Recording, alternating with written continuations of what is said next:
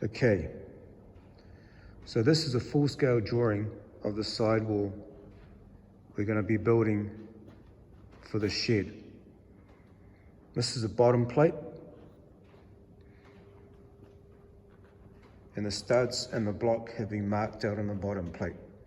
So the X means a full-length stud, the B next to it is a block, and you'll see above the block, above the B, is a line. That's the length of our block, which is roughly 300 millimeters.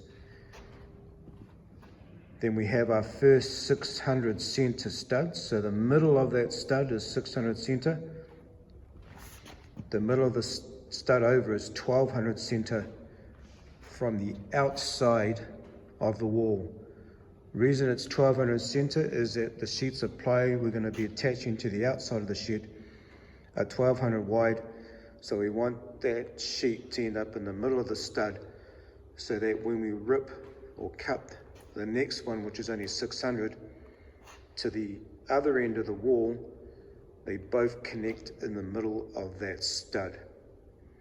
Now, the reason we have a block and a full-length stud is that when the back wall or the front wall get connected between the two side walls, that wall will sit over the stud and the block, leaving the inside stud as a point to fix your internal cladding, whether it's jib or ply, your interior lining.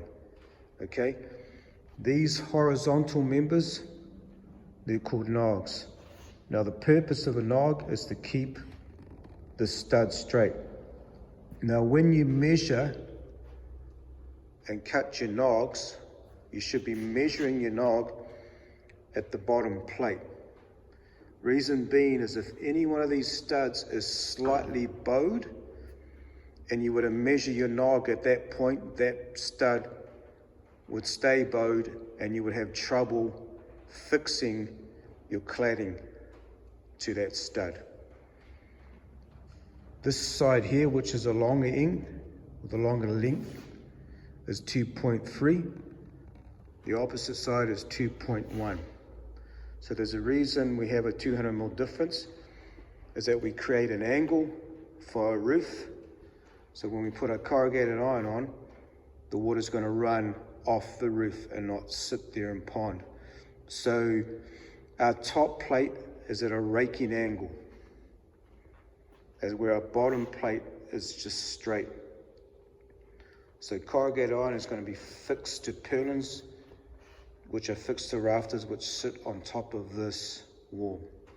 Again, the X stands for full-length stud, the B is a block, X is a full-length stud. So what we're going to do is we're going to cut our components, lay them out. We're going to use this drawing to figure out the lengths of our studs. So the top of each stud has an angle cut. If you can see it there, there,